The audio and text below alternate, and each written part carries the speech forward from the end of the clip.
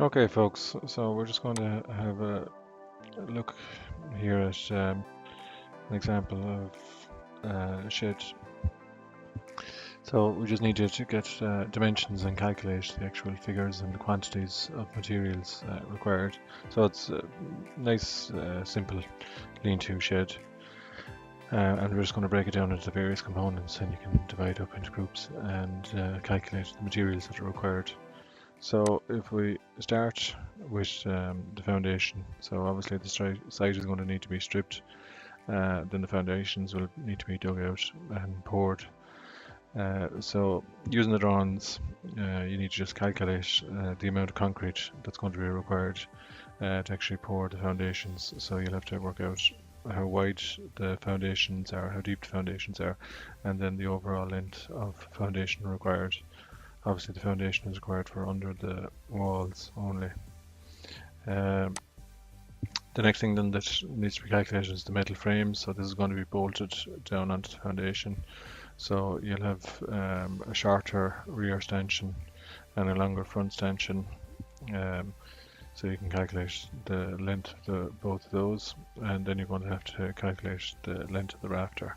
Once you've calculated the amount for one frame, then you can multiply that by 2, or obviously if there's more frames you can multiply it by 3 or 4 and so on. So that's your metal. Obviously the steel sizes will depend on the specifications. In the shed it's just an IP200. Next then we're going to look at is the timbers. So what timbers would we require? We're going to require obviously purlins on the top to carry the roof sheeting. So we'd have to work out how far apart each purlin is. The overall length of the purlin, again, that would normally be standard. So our standard bay width is 4.8 meters. So in this case, a 4.8 meter purlin. And then the number of purlins up along the roof will depend on if we were using metal sheeting, they might be further apart, or if we were using fibre cement sheeting, they may have to be closer together, or in areas where there was high wind loading, they might be closer together as well. We also have the runners for holding the side sheeting. Now again, these probably normally wouldn't go on at this stage, but I've just shown them so you can calculate all the timber required for the particular shed we're looking at here.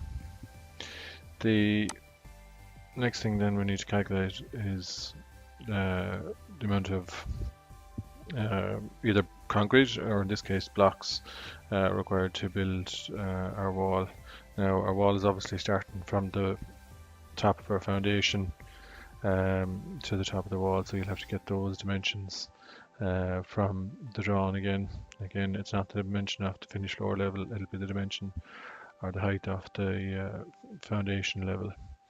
And then obviously you'll need to work out the length, the overall length of the wall. So you'll have this length by 2, and then you'll have the rear length by 1. So that'll give you the overall length. The next item then we're going to look at is fill. So we need fill under the floor. So again, you're going to have to check to see what depth of fill we need. And then you'll have to work out the area.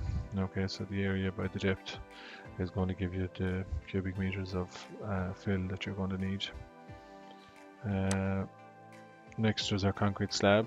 So again, work out the overall area, so the length from here and the length from here to get the floor area, and then multiply that by your depth. That'll give you your volume of concrete. Again, if there was steel required, you could calculate how many sheets of steel it would take, depending on the sheets sizes. If we were maybe parking, if it was for machinery or something like that, we'd be putting steel into it. And lastly, for this exercise, then we're just going to look at the actual roof sheeting. So you can calculate how many sheets is going to require to roof the shed and what length they need to be. In this case, I'd imagine we'd be able to get a sheet that would run the full length, so there'd be no need for a join. Each sheet, you need to work out how much each sheet will cover. So normally that'd be about 1 meter, but it will vary obviously. So you can just check to see and then work out how many sheets it's going to take to cover the entire roof. If you want, then you can actually calculate the side sheeting as well.